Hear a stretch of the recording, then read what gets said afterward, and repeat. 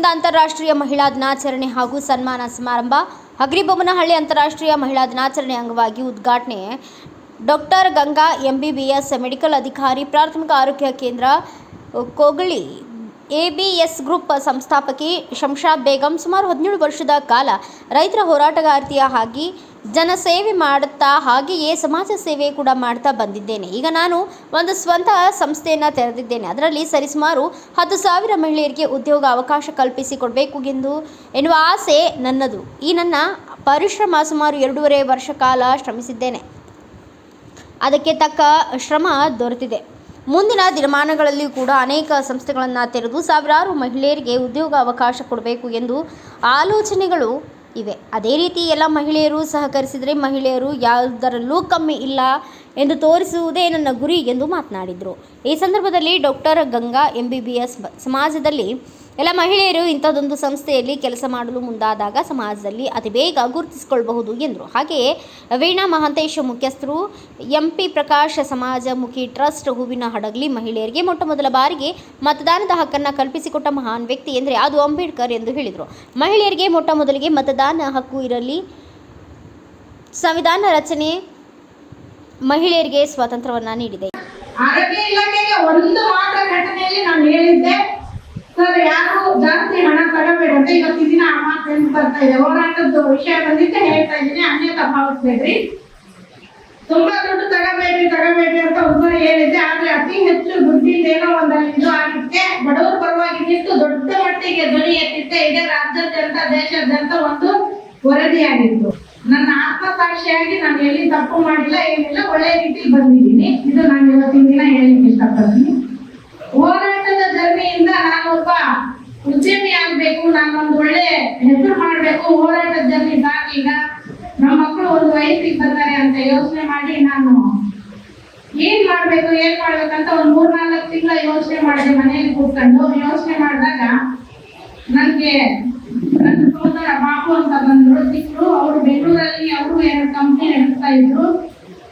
ಅಲ್ಲಿ ಅವರು ಉತ್ತರ ಕರ್ನಾಟಕ ಭಾಗದಿಂದ ಬೆಂಗಳೂರಿಗೆ ಹೋಗಿ ಕಂಪನಿ ನಡೆಸ್ತಾ ಇದ್ರಲ್ಲ, ಯಾವತ್ತಿದ್ರು ಬೆಂಗಳೂರು ನಮ್ದಾಗಲ್ಲ, ಉತ್ತರ ಕರ್ನಾಟಕ ಭಾಗಕ್ಕೆ ನಮ್ಮ ಊರಿಗೆ ಬರಲೇಬೇಕಾಗಿತ್ತು. ಒಂದು ಅವರು ಕೊರೋನಾ ಮೂಮೆಂಟ್ ಅಲ್ಲಿ ನಾನು ಮತ್ತೆ ನಮ್ಮ ಊರಿಗೆ ನಾನು ತಿಳಿಸ್ಬೇಕು, ನಾನೇನಾದ್ರೂ ವ್ಯವಸಾಯ ಕಟ್ಕೊಂಡು ಬದುಕಬೇಕು ಅಂತ ಹೇಳ್ತಿದ್ರು. ಒಂದ್ ಕಡೆಯಿಂದ 2 ಕಂಪನಿ ಡೈರೆಕ್ಟರ್ ಆಗಿ, ಅಲ್ಲಿ ಕಂಪನಿ ಮ್ಯಾನೇಜಿಂಗ್ ಡೈರೆಕ್ಟರ್ ಆಗಿ ಅಲ್ಲಿ ನಿಭಾಯಿಸ್ಕೊಂಡು ಬಂದಿರ್ತಕ್ಕಂಥ ವ್ಯಕ್ತಿ ವ್ಯವಸಾಯ ಮಾಡ್ಲಿಕ್ಕೆ ಮಾಡ್ತಾ ಇದ್ದಾರೆ. ಅವರ ಕುಟುಂಬದವರಿಗೆ ಹೇಳಿ ಕುಟುಂಬದವ್ರ ಸಹಕಾರ ತಗೊಂಡು ಅಲ್ಲಿ ಮಾಡ್ತಾ ಇದ್ರು. ಆದ್ರೆ ಆ ವ್ಯಕ್ತಿ ಬಂದು ಅಲ್ಲಿ ವ್ಯವಸಾಯ ಮಾಡ್ಲಿಕ್ಕೆ ಕಷ್ಟ ಆಗ್ತಿತ್ತು. ಒಂದು ಯೋಚನೆ ಮಾಡಿ ನೋಡಿದಾಗ ಆಮೇಲೆ ನಾನು ಇಲ್ಲಿ ನಮ್ಮ ಭಾಗದಲ್ಲಿ ನಾನು ಈಗ ಹೋರಾಟದ ಇದು ನನ್ನ ಮಕ್ಕಳ ಇದರಿಂದ ಬದಲಾವಣೆ ಆಗ್ಬೇಕು, ನನ್ನ ಕುಟುಂಬಕ್ಕೆ ನಾನು ನಿಲುವಾಗಿ ನಿಲ್ಲಬೇಕು, ನನ್ನ ಮಕ್ಕಳಿಗೋಸ್ಕರ. ಆಮೇಲೆ ಇಲ್ಲಿರ್ತಕ್ಕಂಥ ಮಹಿಳೆಯರಿಗೆ ಏನಾದ್ರೂ ಉದ್ಯೋಗ ಕೊಡ್ಬೇಕು. ನಾನು ಹೋರಾಟ ನಿಲ್ಲಿಸಿ ಆಮೇಲೆ ಮಹಿಳೆಯರ ಒಟ್ಟಿನಲ್ಲಿ ನಿಂತು ಮಹಿಳಾ ಸಬಲೀಕರಣದ ಬಗ್ಗೆ ಏನಾದ್ರೂ ಕೆಲಸ ಮಾಡ್ಬೇಕು. ಒಟ್ಟಿಗೆ ಮನೆಯಲ್ಲಿ ಇದ್ದೇನೆ ಅಂತ ನಾನು ಯೋಚನೆ ಮಾಡಿದಾಗ ನನಗೆ ಅನ್ಸಿತ್ತು, ನಾನು ಯಾಕೆ ಒಂದು ಮಹಿಳೆಯರಿಗೆ ಎಲ್ಲರಿಗೂ ತಗೊಂಡು ಒಂದು ಗಾರ್ಮೆಂಟ್ಸ್ ಓಪನ್ ಮಾಡಬಾರ್ದು ಅನ್ನೋ ಒಂದು ಯೋಚನೆ ಇತ್ತು. ಒಂದು ದಿನ ಯಾವುದೇ ಒಂದು ಕೆಲಸದ ಮೇಲೆ ಬೆಂಗಳೂರಿಗೆ ಹೋದಾಗ ಬಾಬು ಒಂದ್ ಕಡೆಯಿಂದ ಸಹೋದರ, ಒಂದ್ ಕಡೆಯಿಂದ ಸ್ನೇಹಿತ, ನಾವು ಅಲ್ಲಿ ಅವ್ರಿಗೆ ಫೋನ್ ಮಾಡಿ ಕರೆದು ಕುತ್ಕೊಂಡು ಮಾತಾಡಿದಾಗ ಬಾಬು ಬಾ ಇಲ್ಲಿ ಅಂತ ಹೇಳಿದೆ. ಬಂದು ಮಾತಾಡ್ಬೇಕಾದ್ರೆ ನಾನು ಹಿಂಗ್ ಮಾಡಕ್ಕಂತ ಮಾಡೀನಿ, ಹೋರಾಟದ ಬದುಕು ನಾನು ಈಗ ಬಿಡ್ತೀನಿ, ನಾನು ಏನಾದ್ರೂ ಒಂದು ಮಹಿಳೆಯರ ಪರವಾಗಿ ನಾನು ಕಲಿಸ್ಕೊಂಡಿದ್ದೀನಿ, ಈ ಕನಸು ನನ್ಸಾಗ್ಬೇಕಂದ್ರೆ ನಾನು ಏನ್ ಮಾಡ್ಲಿ ಅಂತ. ಒಳ್ಳೇದು ನೀನ್ ಮಾಡಿದ್ರೆ ನಿರ್ಧಾರ ಏನ್ ಮಾಡ್ತೀಯ ಅಂತಂದಾಗ ನಾನು ನೀವು ಕೂಡ ಹೇಳಿದೆ, ಮಹಿಳೆಯರಿಗೆ ಕಟ್ಟೆಗೆ ಒಂದು ಗಾರ್ಮೆಂಟ್ ಓಪನ್ ಮಾಡ್ಬೇಕು. ನಾವು ಒಟ್ಟಾರೆ ಮಹಿಳಾ ಸಬಲೀಕರಣ ಬಗ್ಗೆ ಕನಸ್ಕೊಂಡಿದ್ದೀನಿ. ನಾನು 200 ಜನ ಮಹಿಳೆಯರಿಗೆ ತಗೊಂಡು ಒಂದು ಕೆಲಸ ಮಾಡ್ಬೇಕಂದ್ರೆ ನಾನು ಏನ್ ಮಾಡ್ಬೇಕು ಅಂತ ಹೇಳಿದಾಗ, ನಿನ್ನ ಅನಿಸಿಕೆಗಳು ಏನೇನಿದಾವೆ ಅಂತ ಕೇಳಿದವ. ನಾನು ಗಾರ್ಮೆಂಟ್ಸ್ ಅಲ್ಲಿ ನಾನಾ ರೀತಿಯ ಕೆಲಸಗಳು ನಾವು ಮಾಡಬೇಕು. ಉಪಯೋಗಿ ಪದಾರ್ಥಗಳು ತಯಾರು ಮಾಡಬೇಕು, ಆಮೇಲೆ ನಾವೇ ಟೈಲರಿಂಗ್ ಮಾಡಬೇಕು, ನಾವೇ ಕಸೂತಿಗಳು ಹಾಕಬೇಕು, ಆಮೇಲೆ ಮಹಿಳಾ ಕೋಆಪರೇಟಿವ್ ಬ್ಯಾಂಕ್ ತೆಗಿಬೇಕು, ಆಮೇಲೆ ನಮ್ದೇ ಆದ ಎಲ್ಲಿ ಇದ್ರೂ ಹಗರಿಬೊಮ್ಮನಹಳ್ಳಿ ತುಂಬಾ ನಮ್ಮ ವಿಜಯನಗರ ಡಿಸ್ಟಿಕ್ ಅಲ್ಲಿ ಮಹಿಳೆಯರದೇ ಇದು ಆಗ್ಬೇಕು, ವ್ಯವಹಾರಗಳು ಮಹಿಳೆಯರು ಮಾಡ್ಬೇಕು, ನಾವೇ ಮಹಿಳಾ ಮಾರ್ಕೆಟಿಂಗ್ ಮಾಡ್ಬೇಕು. ಮಾರ್ಕೆಟ್ ಅಲ್ಲಿ ಸಹ ನಾವಿರ್ಬೇಕು. ಆಮೇಲೆ ನಾನು ರೈತ ಸಂಘಟನೆಯಲ್ಲಿ ಬೆಳೆದು ಬಂದಿದ್ದೀನಿ. ರೈತರ ಬಗ್ಗೆ ಒಂದು ಕನಸು ಇಟ್ಟಿದ್ದೀನಿ. ಏನದು ಕನಸು ಅಂತ ಹೇಳಿದಾಗ, ನಾನು ರೈತರಿಂದ ನೇರ ಗ್ರಾಹಕರಿಗೆ ಅನ್ನೋ ಒಂದು ಕಾನ್ಸೆಪ್ಟ್ ಇಟ್ಕೊಂಡು ಒಂದು ಕಾರ್ಯಕ್ರಮ ಮಾಡಬೇಕು. ಅದು ರೈತರ ಹತ್ರ ಕಡಿಮೆ ಬಂಡವಾಳದಲ್ಲಿ ಅತಿ ಕಡಿಮೆ ಭೂಮಿ ಇರ್ತಕ್ಕಂಥ ರೈತ ಒಂದು 5 ಚೀಲನೋ 10 ಚೀಲ ಬೆಳೆದಿರ್ತಾರಲ್ಲ ಅಂತ ತಗೋಬೇಕು. ಮನೆಯಲ್ಲೂ ಕೆಟ್ಟವರು ಅಂತ ಅನ್ಸ್ಕೊಂಡ್ ನಡೀರಲ್ಲ, ಹೊರಗೂ ಕೆಟ್ಟವರು ಅಂತ ಅನ್ಸ್ಕೊಂಡ್ ನಡೀರಲ್ಲ. ಎಲ್ಲಾ ಕಡೆ ನಾವು 100% ಕೊಡ್ಬೇಕು ಅಂತಾನೆ ಎಲ್ಲಾ ಒಂದು ಮಹಿಳೆಯನ್ನು ದುಡಿಯಕ್ಕೆ ಪ್ರಯತ್ನ ಪಡ್ತಾರೆ. ಆಮೇಲೆ ಈಗ ಇವರು ಮೇಡಮ್ ಹೇಳ್ದಂಗೆ ಅಷ್ಟೆಲ್ಲ ತೊಂದರೆ ತಗೊಂಡು ಇದೊಂದು ಕಂಪ್ನಿನ ಕಟ್ಟಿದ್ದಾರೆ.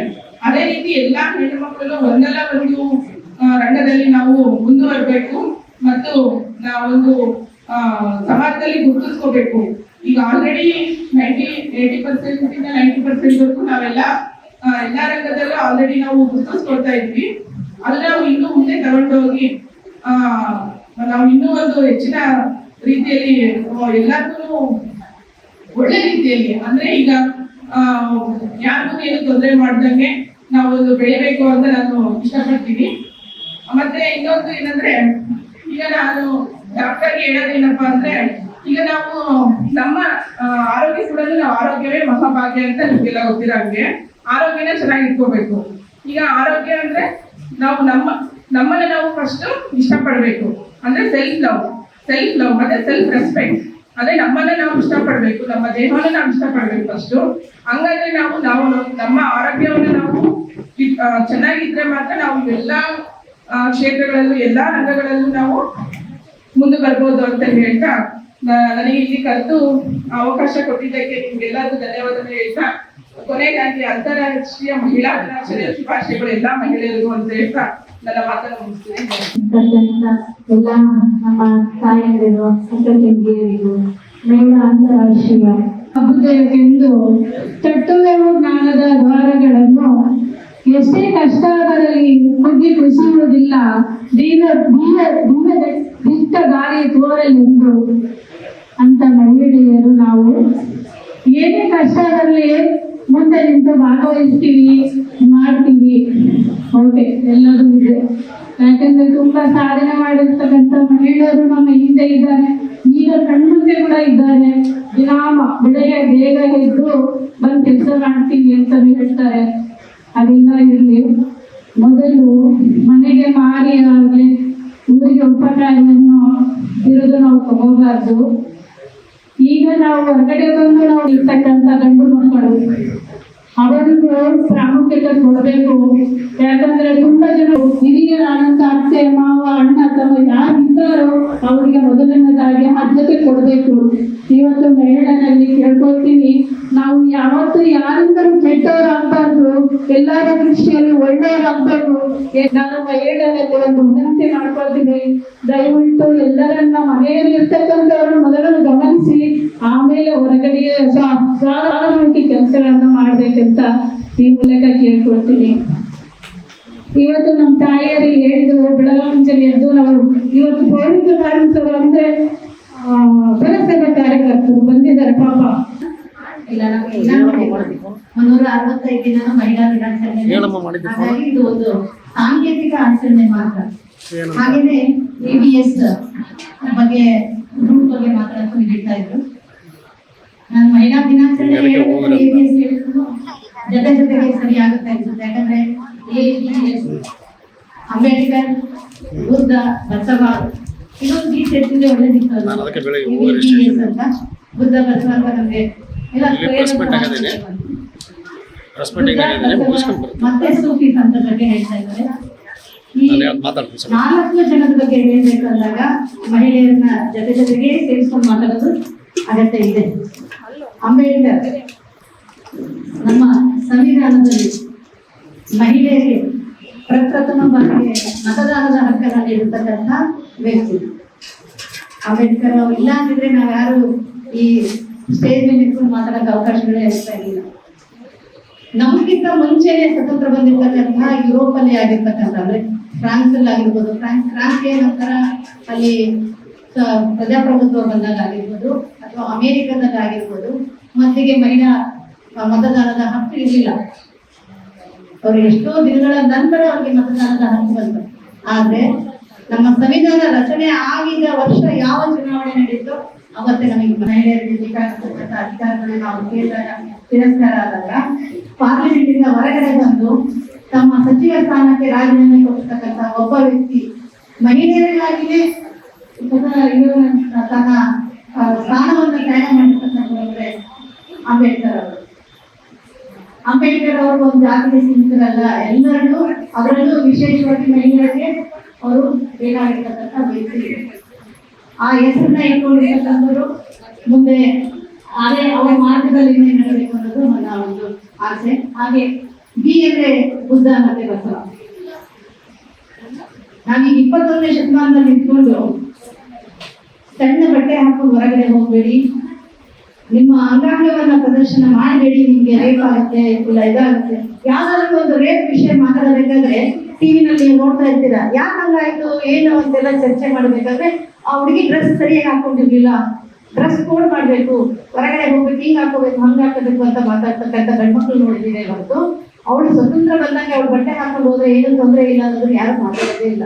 ನಾನು ಅದಕ್ಕೆ ಕೇಳಿದೆ, ಬಟ್ಟೆ ಅಂತ ಅಲ್ಲಪ್ಪ 4 ತಿಂಗಳು ಮಗುಗೆ ಅಥವಾ 70 ವರ್ಷದ ಮುದುಕಿ ಮೇಲೆ ರೇಟ್ ಮಾಡ್ತಾ ಇದಾರಲ್ಲ, ಇದಕ್ಕೇನು ಹೇಳ್ತೀರಾ? ಅವ್ರಿಗೆ ಅಂಗಾಂಗ ಪ್ರದರ್ಶನ ಮಾಡೋದಿಲ್ಲ. ಇದನ್ನೆಲ್ಲ ವಿರೋಧ ಮಾಡಿರ್ತಕ್ಕಂಥ ಅದೇ 12ನೇ ಶತಮಾನದಲ್ಲಿನೇ ಸಮಾಜವನ್ನ ತಿರಸ್ಕರಿಸಿ, ಗಂಡನನ್ನ ತಿರಸ್ಕರಿಸಿ, ಊರನ್ನ ಬಿಟ್ಟು ಸಮಾಜವನ್ನ ಎದುರು ಹಾಕೊಂಡು ಹೊರಗಡೆ ಬಂದಿರ್ತಕ್ಕಂತಹ ತನ್ನ ಮೇಲಿರ್ತಕ್ಕಂಥ ಬಟ್ಟೆಯನ್ನು ಕೂಡ ತೆಗೆಸಿರ್ತಕ್ಕಂತಹ ದಿಗಂಬರಳಾಗಿ ಹೊರಗೆ ಬರ್ತಕ್ಕಂಥ ಅಕ್ಕ ಮದುವೆ ನಮಗೆ ಆದರ್ಶ ಆಗ್ತದೆ.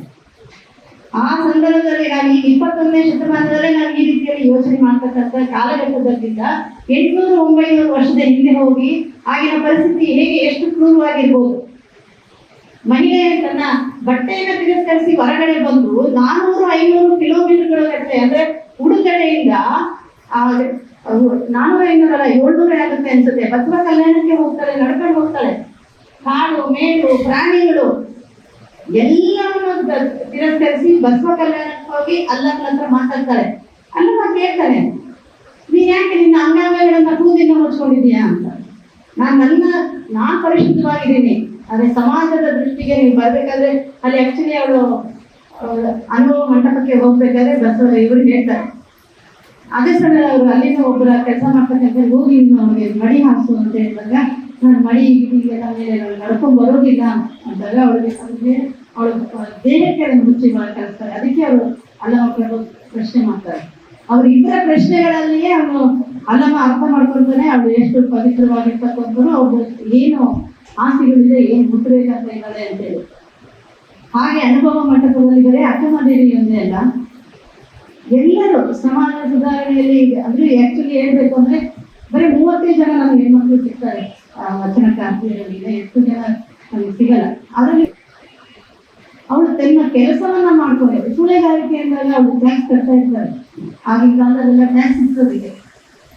ತನ್ನಲ್ಲಿ ಬಂದಿರ್ತಕ್ಕಂಥ ದುಡ್ಡನ್ನ ಉಳಿಸಿ ಅವಳು ಅನುಭವ ಮಂಟಪಕ್ಕೆ ಬಂದು ವಚನಗಳನ್ನ ಬರ್ತಕ್ಕಂಥದ್ದು, ಮತ್ತೆ ದಾನ ಧರ್ಮಗಳನ್ನ ಮಾಡ್ತಕ್ಕಂಥದ್ದು. ನಾನು ಬಸವಣ್ಣ ಮತ್ತೆ ಅಕ್ಕಮದೇವಿಯ ಬಗ್ಗೆ ಮಾತಾಡ್ತಿದ್ದೆ. ಬಸವಣ್ಣ ಆಕ್ಚುಲಿ ನಮ್ಗೆ ಧಾರ್ಮಿಕವಾಗಿ ಎಲ್ಲ ಅವರು ಆರ್ಥಿಕವಾಗಿ ನಮ್ಗೆ ಬಹಳ ಮುಖ್ಯ ಆಗ್ತಕ್ಕಂಥ. ಅವರು ಕಾಯಕವೇ ಕೈಲಾಸ ಅಂತ ಹೇಳಿದ್ದಾರೆ. ಅಂದ್ರೆ ಪ್ರತಿಯೊಬ್ಬ ವ್ಯಕ್ತಿನೂ ದುಡಿಬೇಕು, ದುಡಿದು ತಾನು ಸಂಪಾದಿಸ್ಬೇಕು, ತನಗೆ ಬೇಕಾಗಿರ್ತಕ್ಕಂಥದನ್ನ ತಿನ್ಬೇಕು, ತನ್ನ ಹತ್ರ ಇರುವಷ್ಟನ್ನ ಬಳಸ್ಕೊಂಡು ತನಗೆ ಬೇಡ ಆಗಿರ್ತಕ್ಕಂಥ ಹೆಚ್ಚುವರಿ ವಸ್ತುವನ್ನ ಬೇರೆಯವರಿಗೆ ದಾನ ಮಾಡಬೇಕು. ಈಗ ನಾವು ಯಾವಾಗಲೂ ಕಾಲ್ ಮಾಡಿಸ್ತಾ ಹೇಳ್ತಿರ್ತೀವಿ. ಈ ಸಂದರ್ಭದಲ್ಲಿ ದಿ ಹಂಪಿ ವರ್ಲ್ಡ್ ದಿನಪತ್ರಿಕೆ ಸಂಪಾದಕರಾದಂತಹ ಎಂ ಶಿವಮೂರ್ತಿ ಚಿಂತ್ರಂಪಳ್ಳಿ ಸಂಸತ್ತಿನಲ್ಲಿ ಮೊಟ್ಟಮೊದಲ ಬಾರಿಗೆ ಮಂಡಿಸಿದ್ದೇ ಹೋಗದಿದ್ದರೆ ಈ ದುಷ್ಟ ಸಮಾಜದಲ್ಲಿ ಬದುಕಲು ಸಾಧ್ಯವಾಗುತ್ತಿಲ್ಲ. ಈ ದೇಶದ ಏಕತೆ ಸಮಾನತೆ 1949ರಂದು ಸಂವಿಧಾನವನ್ನು ಜಾರಿಗೆ ತಂದು ಸಮರ್ಪಣೆ ಮಾಡಿದ್ದಾರೆ. ಹಾಗೆಯೇ ಪ್ರತಿ ಗಂಡಿನ ಯಶಸ್ಸಿನ ಹಿಂದೆ ಮಹಿಳೆ ಇರುತ್ತಾರೆ ಎಂದರು. ಯಾಕಂದ್ರೆ ಯಾವುದೇ ಒಬ್ಬ ವ್ಯಕ್ತಿ ಬೆಳಬೇಕಾದ್ರೆ ಅದಕ್ಕೆ ಬೆನ್ನೆಲುಬಾಗಿ ಒಬ್ಬ ಮಹಿಳೆ ಇದ್ದೇ ಇರ್ತಾರಂತೆ. ಹಾಗೆ ಒಂದು ಹೆಣ್ಣಿಗೆ ಒಂದು ಗಂಡು ಮುಖ್ಯ, ಒಂದು ಗಂಡಿಗೆ ಒಂದು ಹೆಣ್ಣು ಮುಖ್ಯ. ಹಾಗಾಗಿ ಪ್ರತಿಯೊಂದು ಹೆಜ್ಜೆಯಲ್ಲೂ ಅದಕ್ಕೆ ಸಪೋರ್ಟ್ ಆಗಿ ತಾಯಿ ಅಥವಾ ತಂಗಿ, ಅಕ್ಕ ಅಥವಾ ಹೆಂಡತಿ ಮನೆಯಾಗಿ ಎಲ್ಲ ರೀತಿಯಲ್ಲಿ ಮುಂದೆ ನಿಂತ್ಕೊಂಡ್ಬಿಟ್ಟು ಬೆನ್ನೆಲುಬಾಗಿ ಕೆಲಸಕ್ಕೆ ನಿಂತಿರ್ತಾರೆ. ಹಾಗಾಗಿ ಅವರಿಗೆ ಒಂದು ದಿನ ಕೊಟ್ಟು ನಮ್ಗೆ ಅವಕಾಶ ಇಲ್ಲ. 360 ಅವರಿಗೆ ಅಂತಾರಾಷ್ಟ್ರೀಯ ಮಹಿಳಾ ದಿನಾಚರಣೆ ಅಂತಾನೆ ನಾವು ಮಾಡಬೇಕಾಗುತ್ತೆ. ಯಾಕಂದ್ರೆ ಅವ್ರು ಪಡ್ತಕ್ಕಂಥ ಕಷ್ಟ ಅಷ್ಟಲ್ಲ, ಅವರು ಮನೆ ಇಟ್ಕೊಂಡು ಎಲ್ಲಾ ರಂಗದಲ್ಲೂ ಕೆಲಸ ಮಾಡ್ತಾ ಇರ್ತಾರೆ. ಇವತ್ತು ಇಲ್ಲಿ ಮಹಿಳೆಯರು ಪ್ರತಿ ರಂಗದಲ್ಲಿದ್ದಾರೆ, ಇಂಥವೇ ರಂಗದಲ್ಲಿಲ್ಲ, ಎಲ್ಲಾ ರಂಗದಲ್ಲೂ ಉನ್ನತ ಮಟ್ಟದಲ್ಲಿದ್ದಾರೆ, ಕೆಳಮಟ್ಟದಲ್ಲಿದ್ದಾರೆ. ಅವರಿಗೆ ಎಷ್ಟೇ ಗೌರವ ಕೊಟ್ಟರು ನಮ್ಗೆ ನಮ್ಮ ಕಡೆಯಿಂದ ಅಷ್ಟು ಇಲ್ಲ. ತುಂಬಾ ಒಂದು ಅಂತಾರಾಷ್ಟ್ರೀಯ ಮಹಿಳಾ ದಿನಾಚರಣೆ ಒಂದು ಅದ್ಭುತವಾಗಿ ನಮ್ಮ ಕಂಪನಿ ಕಡೆಯಿಂದ ಏರ್ಪಡಿಸಿದ್ವಿ. ಏನಪ್ಪ ಅಂದ್ರೆ ABS ಅಂದ್ರೆ ಏನು ಯಾರಿಗೂ ಗೊತ್ತಿಲ್ಲ. ABS group India goods company ಕಡೆಯಿಂದ ABS group India goods company ಅಂತಪ್ಪ ಅಂದ್ರೆ, ನಾವು ಮೊದಲನೇದಾಗಿ ಒಂದು ಕಂಪನಿ ಮಾಡಬೇಕಂತಂದಾಗ ಒಂದು ಸರ್ವೆ ಮಾಡಿದೆ ನಾನು ಕರ್ನಾಟಕದ. ಯಾಕಂದ್ರೆ ಆಲ್ರೆಡಿ ಬೆಂಗಳೂರಿನ ಕಂಪನಿ ಇದೆ, ರನ್ನಿಂಗ್ ಇದೆ, ಅದು ಆಲ್ರೆಡಿ ನನ್ನ ಸೋದರರು ನಡೆಸ್ತಾ ಇದ್ದಾರೆ. ಅದು ಪ್ರಯುಕ್ತ ನಮ್ಮ ನೋಡುವೆ ಕಣ್ಣಿನ ತುಂಬ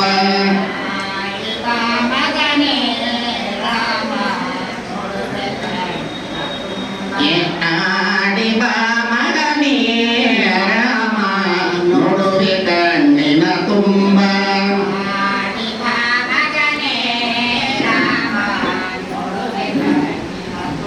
ಈ ಚೆಂಡು ಮಗಳಿನ ತಂದು ಕೊಡುವೆ ನೋರಮ್ಮ ಈ ಗುಂಡ ಗೋಲಿಯ ನಿನಗ ಮಾಡಿ ಕೊಡುವೆ ನೋರಮ್ಮ ಇಂದ ಮಂದಿ ಮಗ ಬಂದು ಮಡಿ ಬರುವಾಡಿ ಬಾ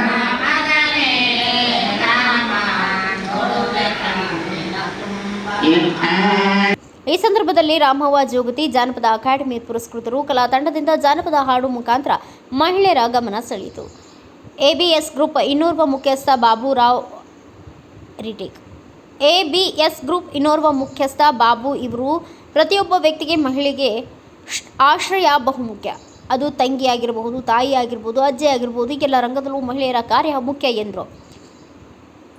ಈ ಸಂದರ್ಭದಲ್ಲಿ ಸಂಸ್ಥೆಯ ಸಿಬ್ಬಂದಿ ವರ್ಗದವರಾದಂತಹ ಅಶ್ವಿನಿ, ಮಂಜುಳಾ, ಜ್ಯೋತಿ, ಮದನ್, ಹೊನ್ನೂರಾಬಿ, ರಾಜಂಬಿ, ಸಂಧ್ಯಾ, ಶಶಿಕಲಾ, ರವಿಕುಮಾರ್ ಮತ್ತಿತರರು ಉಪಸ್ಥಿತರಿದ್ದರು. Bureau report M Manjunath, Bharat Vaibhav news, Vijayanagara. Thanks for watching. Read, discuss and debate with editor Dr. Yan Prashant Rao. Wanted reporters in print, digital and visual media for Bharat Vaibhav Daily Newspaper, BV News 5 Channel and BV Fast Web News from all the talukas of Karnataka, Goa and Maharashtra. If interested, send your resume to 9019229369.